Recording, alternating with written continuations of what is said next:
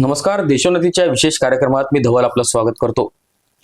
अनेकदा आपण ऐकलं असेल की सायकलिंग असो अथवा रनिंग असो किंवा स्विमिंग असो, याच्यामध्ये आपण अनेक रेकॉर्ड्स आपण पाहिलेत. मग ते रनिंग मध्ये किंवा सायकलिंग मध्ये कन्याकुमारी ते काश्मीर असो, असेच एक व्यक्तिमत्व ज्यांची आयर्नमॅन म्हणून सुद्धा ओळख आहेत, असेच रवींद्र तरारे सर आपल्यासोबत आहेत. एकंदरीतच त्यांचा आतापर्यंतचा अनुभव आणि त्यांचे आतापर्यंतचे आव्हान आणि लहानपणीपासून ते आतापर्यंतचा प्रवास आपण या व्हिडिओमधून जाणून घेणार आहोत. तरारे सर, देशोन्नतीमध्ये आपलं खूप खूप स्वागत. नमस्कार. एक आयर्नमॅन म्हणून आपली ओळख आहे. रनिंग, स्विमिंग आणि सायकलिंगची आपण आवड ठेवता. आपलं लहानपणीपासून ते आतापर्यंतचा प्रवास हा कसा होता? माझं लहानपण हे चंद्रपूरमध्ये गेलं. तर चंद्रपूर हे त्यावेळी मागास असलेलं होतं आणि तिथे मार्गदर्शन वगैरे बाकी गोष्टीसाठी फार होत नव्हतं. शाळेत सुद्धा तरी परंतु माझ्या घराजवळ जवळजवळ 1 किलोमीटर अंतरावर तलाव होता, निसर्गरम्य वातावरण असं. तर त्या ठिकाणी आमच्यापेक्षा मोठे मुलं होते ते जायचे पोहायला. त्यांच्यासोबत आम्ही जायचो, बघायचो आणि त्यांना बघून मग मला आवड निर्माण झाली. परंतु पाण्यामध्ये जायची हिंमत होत नव्हती. पण जसं 5वी मध्ये गेलो तसं थोडीशी हिंमत वाढली आणि 5वी पासून मी थोडं पाण्यामध्ये जायला लागलो आणि तिथून मग पोहण्याची सुरुवात झाली. तर पोहणं देखील हे सेल्फच शिकल्यासारखं झालं, कारण काठाला पकडून पाय आपटणे आणि असं टेक्निक काही नव्हतं त्या याच्यामध्ये. असं पोहता पोहता एवढी आवड निर्माण झाली की थोडं आपण मग फास्ट पोहणं सुरू केलं. परंतु विना शिकवणारं कोणी नव्हतं आणि टेक्निक काहीच नाही, विना टेक्निक्स होत. त्या काळामध्ये चंद्रपूरला स्विमिंग टँक देखील नव्हते. जलतरणसाठी जलतरण तलाव नव्हतेच. त्याच्यामुळं असं काही टेक्निकल किंवा तांत्रिक शिक्षण घेता आलं नाही स्विमिंगचं. तर असं पण पोहण्यामध्ये एवढं पटायचं झालो की माझं पोहणं बघून माझा एक मित्र म्हणाला की एवढं चांगलं पोहतं तर स्विमिंग कॉम्पिटिशन वगैरे भाग घेत का नाही. पण हे नंतर झालं. हे शिक्षण वगैरे नोकरी लागल्यानंतर 40 वर्षानंतर तो माझ्या मागे लागला की मला स्विमिंग कॉम्पिटिशन मध्ये भाग घेतला पाहिजे. तो त्यावेळेस सायकलची तशी आवड नव्हती म्हणण्यापेक्षा कॉलेजमध्ये सायकलने जायचो. तर बाकी असं नाही, कॉलेजमध्ये जाण्यापुरतं, घरी येण्यापुरतं आणि नंतर नोकरी लागल्यानंतर कार्यालयात जाणे आणि कार्यालयातून घरी येणे यापुरतं आपण सायकल वापरत होतो. आणि स्विमिंगचं तिथून 40 वर्षानंतरच मग त्याच्या आग्रहाखातर मग मी बारामतीला राष्ट्रीय स्तरावरील स्विमिंग स्पर्धेमध्ये भाग घेतला. लोकलमध्ये तर कधी घेतलंच नव्हतं, कारण लोकलमध्ये स्पर्धा व्हायच्याच नाही त्या काळात. एक सांगा असं मला की जसं बालपणीपासून कोणाला तरी आवड असते, जसं आपण म्हणतो की लहानपणी, जसं आत्ताची जनरेशन मध्ये पण तुम्ही बघाल किंवा काही, आपण टीव्हीवरती क्रिकेट मॅच बघतो, फुटबॉल मॅच बघतो. तर हे सगळ्यांमध्ये मग पोरांमध्ये काय होते, ती आवड निर्माण होते की नाही मला फुटबॉलर बनायचंय, मला क्रिकेटर बनायचंय. तुमच्यामध्ये ही आवड कुठून निर्माण झाली की नाही मला स्विमिंगच करायची किंवा मला सायकलिंग किंवा रनिंग करायची? म्हणजे असं काही लहानपणी बालपणी असं कोणाचं काही होतं का? लहानपणी स्विमिंगची आवड, कारण घराजवळ तलाव असल्यामुळं एकदा येणं सुरू झालं तर खूप मोठं आपण काहीतरी गाठलंय असं वाटायचं. आणि थोडं लहान मुलामध्ये थोडस आपलं चातुर्य दाखवण्यासाठी नाही बा मला असं स्विमिंग येते तसं, असं करता करता ती वाढत गेली. आणि घराजवळच असल्यामुळे मग आपण एकदा स्विमिंग करून आल्यानंतर पुन्हा दुसरी बॅच जर कोणी जात असेल ना, ती मागे लागली, चला बा माझ्या सोबतीला येतं का, त्याच्या सोबतीला जाऊन देखील मग त्याच्यासोबत देखील पोहायचं. असं करता करता स्विमिंग मध्ये एवढं गाढ ज्ञान येऊन गेलं की मग स्विमिंग खूप अंगामध्ये गेलं आणि स्विमिंग शिवाय राहणंच होत नव्हतं. ते लहानपणी मग घरच्यांचं काय मत होतं याच्यावरती? घरच्यांचं तर घरचे वडील जाऊ द्यायचे नाही, परंतु ते सर्व्हिसवर गेल्यानंतर मी बरोबर निघायचो. आणि मग त्यांना वाटलं की याला किती काही केलं, रागावलं तरी हा देखील ऐकणार नाही. तेव्हा मग त्यांनी सरळ म्हटलं किंवा स्विमिंगला जाते तर जाता येता बरोबर डाएट वगैरे बरोबर घ्यायचं असं त्यांनी म्हटलं. त्यांनी मग ऍग्री केल्यानंतर मग तर मोकळच रान सुटलं. मग कधी स्विमिंग करायचं, सकाळी दुपारी संध्याकाळी दोन्ही टाइम. सायकलिंगची आवड कधीपासून लागली? सायकलिंगची आवड तर तेव्हा तर त्या याच्या पुरतच होतं. आपलं जे रेग्युलर रुटीन आहे त्याच्यावर. रुटीन आहे त्याच्यावर होतं. आणि मी मग स्विमिंगला जायचो तर मग सायकलने जायचो स्विमिंगला. इथे नागपूरला ट्रान्सफर होऊन आल्यानंतर नागपूरला देखील म्हणजे सायकल ही माझ्या जवळ थ्रू आउट पूर्वीपासून आतापर्यंत सायकल आहे. तर स्विमिंगला सायकलने जाणे आणि वापस येणे स्विमिंग करून असं हे होतच. परंतु खरी आवड निर्माण झाली रिटायर्ड व्हायच्या पूर्वी, थोड्यापूर्वी. तर ते माझं स्विमिंगचं कौशल्य बघून माझे एक डॉक्टर मित्र आहे, त्यांनी माझ्या मागे लागले की नाही म्हणजे तुम्ही सायकलिंग खूप करू शकता, जास्त करू शकता. तर आपण एक एक्सपिटिशन आहे म्हणे सायकलचं, रामटेक ते कोलीत मारा आणि कोलीत मारा ते मोगर कसा आणि रामटेक परत असं 150 किलोमीटर जवळपास होते. ते 150 किलोमीटर आपल्याला करायचं आहे 2 दिवसामध्ये. कोलीत मारायला मुक्काम, तिथून मग दुसऱ्या दिवशी मोगर कसं जाऊन रामटेक परत असं. तर नाही एवढं कोण करणार आहे असं. 20-25 किलोमीटर ठीक आहे बा, एवढं कोण करेल. परंतु एवढे मागे लागले की त्या एक्सपिडिशनला जेवढा खर्च येते ते फी वगैरे त्यांनी स्वतःच भरली आणि मग जावं लागलं. केलं तर ते मग एवढ्या उत्कृष्टरित्या केलं की सगळ्यात पहिले मीच त्या डेस्टिनेशनवर पोहोचलो आणि परतीला पण मीच पोहोचलो सगळ्यात पहिले. नाही, मग हे सायकलिंगचं जसं आपण सांगितलं की कन्याकुमारी ते काश्मीर पण एक होता, म्हणजे सगळ्यात शेवटच्या टोकापासून, भारताच्या सगळ्यात शेवटच्या टोकापासून सगळ्यात वरच्या टोकापर्यंत ती सायकलिंग केली. तेव्हाचा अनुभव कसा होता आपला? हा, तर हे सायकल झाल्यानंतर ही आता जी पहिलं एक्सपिडिशन झालं त्याच्यामुळे खूप कॉन्फिडन्स आला होता. आणि त्यानंतर आम्ही इथे मग छोटे मोठे टूर करायला लागलो. जसं तिथून आल्यानंतर मग आम्ही एक सायकल मंडळ स्थापन केलं, टायगर ग्रुप ऑफ ऍडव्हेंचर्स म्हणून. आणि तिथून मग आम्ही आजूबाजूचे गाव घ्यायला लागलो, जसं अदासा आहे, धापेवाडा आहे, त्याच्यानंतर आपले वरुड रोडवर त्या मातेचं आहे ना ते तिथे. आणि मग नंतर मग असं करता मग अजून जास्त हिंमत आली तर शेगावला देखील गेलो आम्ही सायकलने. शेगाव वारी देखील केली, शेगावच्या 3 वाऱ्या केल्या आम्ही. आणि मग तेव्हाच ठरवलं की शेगावला गेल्यावर आम्ही ठरवलं की नाही आता काश्मीर टू कन्याकुमारी आपण केलं पाहिजे. तर वेळ मिळत नव्हता. प्रॅक्टिस तर अशी सुरू झाली, मग 50 किलोमीटर 100 किलोमीटर प्रॅक्टिस सुरू झाली. 100 किलोमीटर आम्ही करायला लागलो याच्यामुळे. मग रिटायर्ड झाल्यानंतर मग मला वेळ मिळाला. तर रिटायर्ड झाल्यानंतर आता मग आपल्याला काश्मीर टू कन्याकुमारी करायचंच आहे. रिटायर्ड झाल्यानंतर मला ज्यावेळेस सेंड ऑफ दिला त्यावेळेस त्यांनी विचारलं मला की सर आता तर तुम्ही फिट आहे अगदी, तर काहीतरी करणार म्हणे. मी पैसे कमवण्यासाठी काहीच करणार नाही, पण जे काही करणार ते एवढं करणार की मला वेळ पुरं पडेल, असं मी तेव्हाच म्हटलं होतं. तर मी 1 महिना फक्त घरी राहिलो आणि दुसऱ्या महिन्यातच मी काश्मीर टू कन्याकुमारी चा प्लॅन आखला. मी जुलै 2017ला रिटायर्ड झालो. ऑगस्टला घरी राहिलो आणि 6 सप्टेंबरला घर सोडलं काश्मीर ते कन्याकुमारीसाठी. तर हे 30 दिवसामध्ये पूर्ण केलं. 3900 किलोमीटर. तेच म्हणजे 3900 किलोमीटरचा प्रवास. म्हणजे आपण साधारण जर कसं म्हटलं की सायकलनी साधं 5 किलोमीटर किंवा 10 किलोमीटर पण जायचं तो माणूस थकतो. एक व्यक्ती, सर्वसाधारण व्यक्ती म्हणजे तो स्पोर्ट्समॅन पण असेल तरी तो थकतोच थोडासा.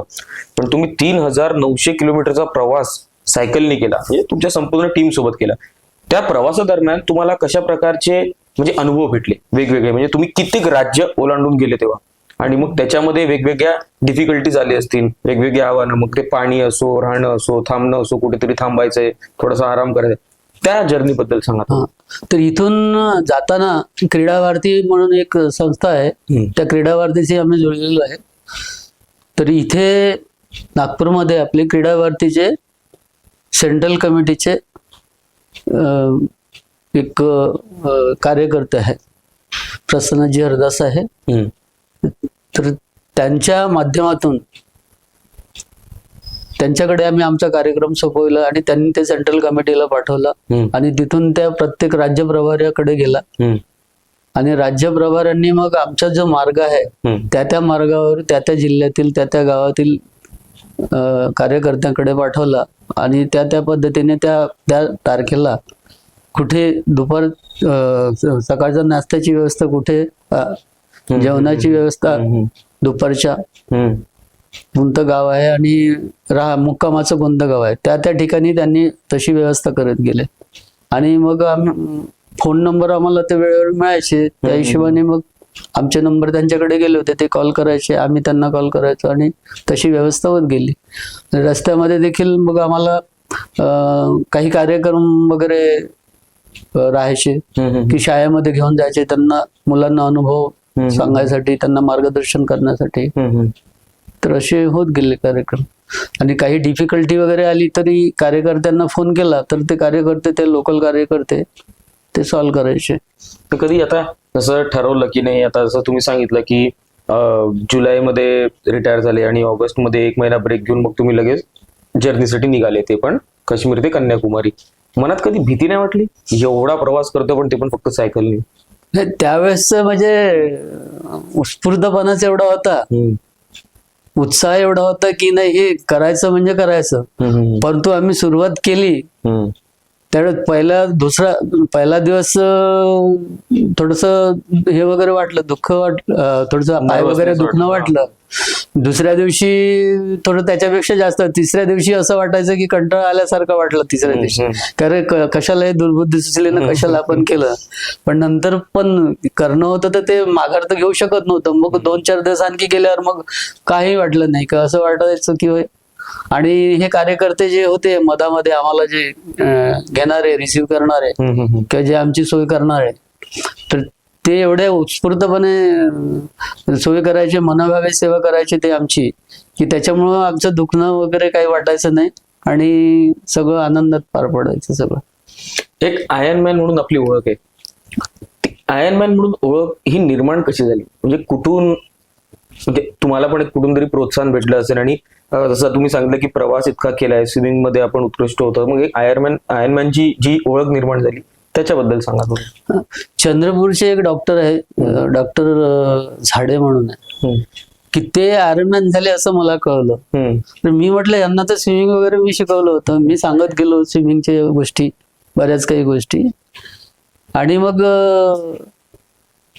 हे आयर्नमॅन झाले तर आपण तर आयर्नमॅन होऊच शकतो. मग त्याच्यानंतर मी आयर्नमॅनची तयारी सुरू केली. परंतु स्विमिंग, सायकलिंग होतं आणि माझी रनिंग नव्हतं. तर रनिंग जे हे आहे, काश्मीर टू कन्याकुमारी सायकल पूर्ण झाल्यानंतर आमच्या ग्रुपचे 4 पैकी आमच्या ग्रुपचे 3 जण धावणं सुरुवात केली त्यांनी, रोज धावायचे. मी म्हटलं या वयामध्ये धावणार कोण, पाय वगैरे तोडून कोण घेणार आहे 58व्या वर्षानंतर. तर मग मी तोपर्यंत 60 वर्ष होऊन गेले होते. 60व्या वर्षी मी धावणं सुरू केलं. 60 वर्ष झाल्यानंतरच धावणं सुरू केलं. आणि मग 50 पावलापासून सुरुवात केली धावणे. 50 पावलं धावणे आणि 50 पावलं चालणे, 50 पावलं धावणे, 50 पावलं चालणे, असं करता करता 2 महिन्यामध्ये मी म्हणजे कंटिन्यू 1 किलोमीटर धावायला लागलो. आणि असं करता दुसऱ्या महिन्यामध्ये मग 5 किलोमीटरवर पोहोचलो कंडिशनमध्ये. पण असं, आणि तिसऱ्या महिन्यामध्ये 21 किलोमीटरवर पोहोचलो. तर 21 किलोमीटर हे तिथलं त्या आयर्नमॅनसाठी, हाफ आयर्नमॅनसाठी 21 किलोमीटरची हे असते. तर तेवढं झाल्यानंतर एकदम म्हणजे आत्मविश्वास वाढला आणि याची मग मी तयारी करायला लागलो. आणि स्विमिंगचं म्हणजे स्विमिंग 40 वर्षानंतरच्या पहिल्या स्पर्धेमध्ये जी मी भाग घेतला बारामतीला, तेव्हा मी खाली हाताने परत आलो. कारण माझं स्विमिंग म्हणजे बिना तंत्रशुद्ध नव्हतं, काहीच नव्हतं. आपल्याला जसं पोहता येतं तसं पोहायचं होतं. तर तिथून मग शिकलो की पोहण्यामध्ये जर आपल्याला जर प्रावीण्य मिळवायचं असेल तर तंत्रशुद्धतेशिवाय काही मार्ग नाही. मग ते तंत्र मग मी स्वतःच शिकलो, बघूनच शिकलो. त्यावेळेस इंटरनेट वगैरेचं काही होतं नाही, परंतु स्वतःच मग ते टेक्निक दुसऱ्याकडे तंत्रशुद्ध पोहणारा व्यक्ती आहे, हे मुलं वगैरे मुलांना आजकाल पुष्कळ तांत्रिक ज्ञान पुष्कळ आहे, तर त्यांच्याकडे बघून. आणि चंद्रपूरला एक पोलीसमध्ये एक व्यक्ती होता, पोलीसमध्ये नेमका नवीन लागलेला होता, तर त्याला आम्ही नॅशनलसाठी राजकोटला घेऊन गेलो होतो. तर त्याला फार तंत्रशुद्ध होता तो, त्याच्याकडे बघून मग मी शिकलो तंत्र. त्याला बघून मी माझं वाढवत गेलो स्विमिंगचं तंत्र, आणि स्विमिंग मध्ये आज एक्सपर्ट म्हणून म्हणलंय. आणि खूप गोल्ड मेडल आहेत माझे तिथे, सिल्वर मेडल, ब्रॉन्झ मेडल, स्विमिंगचे सगळ्यात जास्त मेडल आजपर्यंत जवळजवळ 300 मेडल मला स्विमिंगचे आहे. स्विमिंगच माझं खरं होतं. आणि मग इथे पोहता मग आम्ही सागरी स्पर्धा करायला लागलो. सागरी स्पर्धेत जायसाठी मग समुद्रामध्ये तेवढं पोहायचं तर मग तलावामध्ये पूर्ण पाहिजे, तर अंबाझरी तलावामध्ये आम्ही प्रॅक्टिस करायला लागलो. अंबाझरी पूर्ण काठाकाठानी पूर्ण राऊंड मारायचं, ते जवळ 7 किलोमीटर व्हायचं. बरोबर. तर मग ते खूप सोपं गेलं. सुरुवातीला धास्ती होती समुद्रामध्ये, आपण जातोय समुद्राच्या लाटेचा सामना करायचा आहे आपल्याला, परंतु एकदा समुद्र पार केल्यानंतर मग त्याचं नंतर काहीच वाटलं नाही. कॉन्फिडन्स आतापर्यंत जवळजवळ माझ्या 50 स्पर्धा समुद्राच्या झाल्या. तर त्या 2 किलोमीटर पासून तर 10 किलोमीटर पर्यंत स्पर्धा झाल्या. तर त्या स्पर्धेमध्ये मालवण, सिंधुदुर्ग, रत्नागिरी, गोवा, मुंबई, पोरबंदर अशा ठिकाणी माझ्या समुद्राच्या स्पर्धा झाल्या. गोवा आणि पोरबंदर मध्ये 10 किलोमीटरच्या स्पर्धा केलेल्या आहेत मी समुद्रामध्ये. आणि मुंबईला लाईट हाऊस ते गेटवे ऑफ इंडिया 5 किलोमीटर स्पर्धा जवळजवळ 6 वेळा केली आहे. त्याच्यानंतर नेव्हीची स्पर्धा 6 किलोमीटरची होते, ती स्पर्धा मी 3दा केलेली आहे प्रावीण्यासह. आणि या ज्या आपल्या वेटरनच्या ज्या स्पर्धा होतात, ज्या राष्ट्रीय आणि नॅशनल लेवलच्या, या पुष्कळ स्पर्धा केल्या. ज्या नॅशनलच्या स्पर्धा मी राजकोट, गुजरात, त्याच्यानंतर बेंगलोर, हैदराबाद, भोपाळ अशा ठिकाणी. म्हणावं लागेल की इतकं म्हणजे या वयामध्ये सुद्धा, ज्या वयात तुम्ही ते स्विमिंगचे स्पर्धा केले किंवा रनिंगचे म्हणा अथवा सायकलिंगचे म्हणा, आता जर का पाहिलं तर 25-30 वर्षाचे मुलं जे एकदम जवान मुलं आहेत, ते सुद्धा 1 किलोमीटर पण नाही थकून जातात. मग तुम्ही तेवढं म्हणजे धावले, स्विमिंग केली, आणि इतकं तुम्ही म्हणजे तुमचा स्टॅमिना तेवढा आहे, तुमच्यामध्ये तेवढं हे सगळं हँडल करायची तेवढी क्षमता आहे, त्या जिद्दीला खरंच तुमच्या म्हणजे सलाम आहे. आणि मला एक सांगा, आता मी तुम्हाला एक विचारतो एक साधा प्रश्न.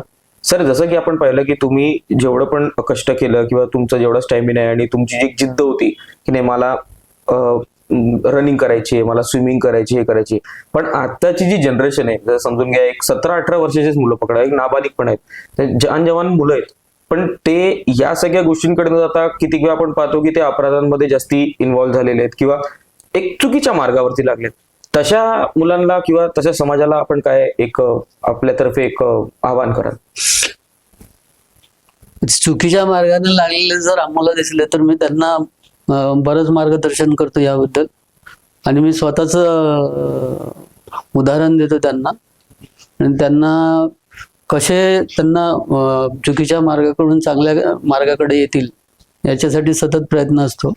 आणि माझं एवढं काही करायसाठी म्हणजे हेच आहे किंवा माझं स्वतःचं उदाहरण त्यांच्या समोर राहावं, माझ्यापासून त्यांनी प्रोत्साहन घ्यावं आणि काहीतरी करावं पुढे, याच्यासाठी मी नेहमी सतत कार्यरत असतो. आणि माझे भारतभर पूर्ण अनुयायी झालेले आहेत, कारण माझं काश्मीर टू कन्याकुमारी झालं 2017ला.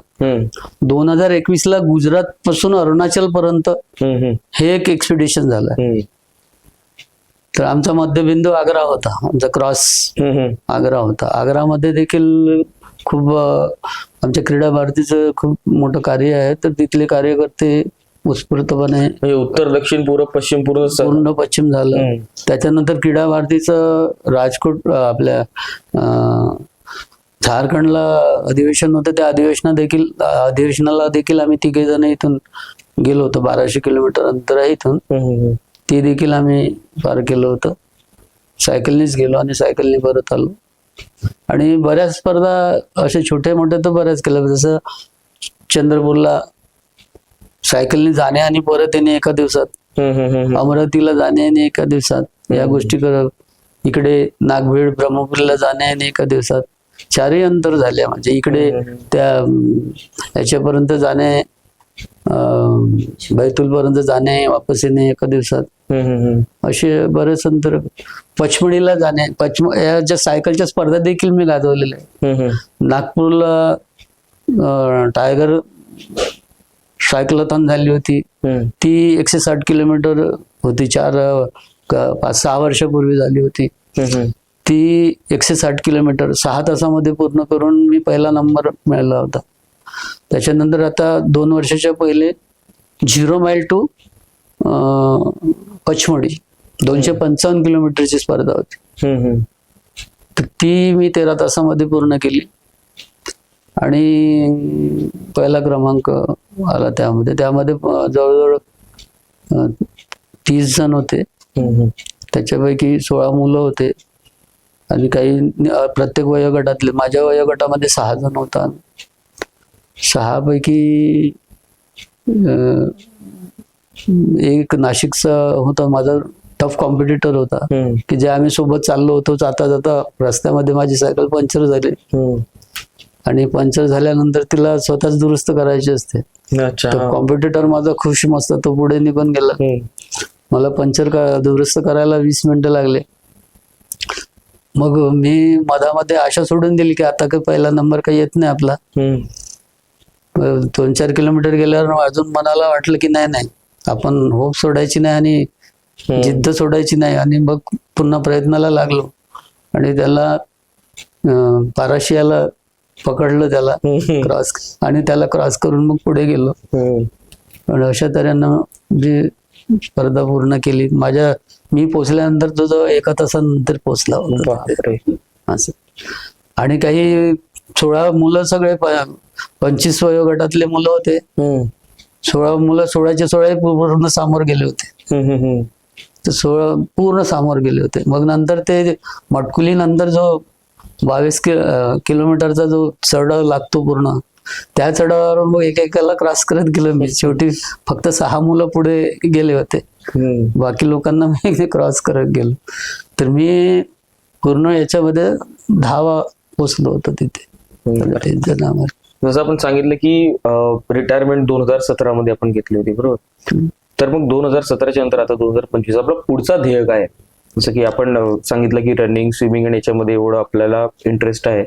पुढचा काय विचार केला आपण? हा, माझं एक राहून गेलं होतं. मला फुल आयरनमॅन करायचं होतं. अच्छा. जसं हाफ आयरनमॅन मध्ये 1.9 किलोमीटर पोहणं झाल्यानंतर 90 किलोमीटर सायकल चालवणे आणि 90 किलोमीटर सायकल चालवल्यानंतर 21 किलोमीटर धावणे. हा 8.5 तासाचा इव्हेंट असतो, जो मी 6.5 तासामध्ये पूर्ण केला आहे. कदाचित माझ्या वयोगटामध्ये मी पहिलाच आला असेल त्यामध्ये.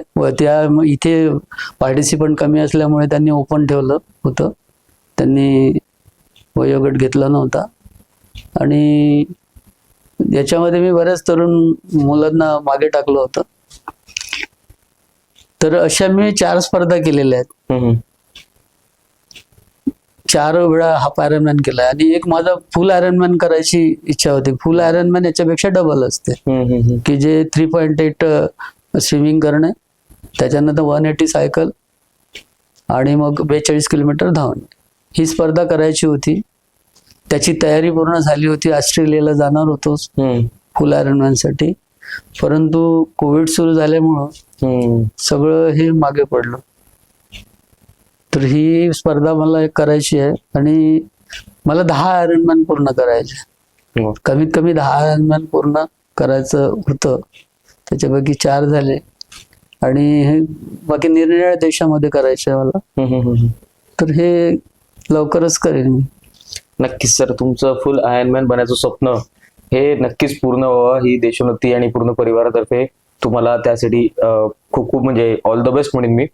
तर हे होते आपल्यासोबत रवींद्र तरारे सर, आणि आपण जसं की पाहिलं संपूर्ण व्हिडिओमध्ये त्यांचा आतापर्यंतचा अनुभव आणि त्यांच्या जिद्दीला खरंच आपण सलाम द्यायला पाहिजे. अशाच व्हिडिओज आणि रिपोर्ट्स बघण्यासाठी देशोन्नतीला लाईक, शेअर आणि सबस्क्राईब करा आणि पाहत राहा देशोन्नती. नमस्कार सर, धन्यवाद.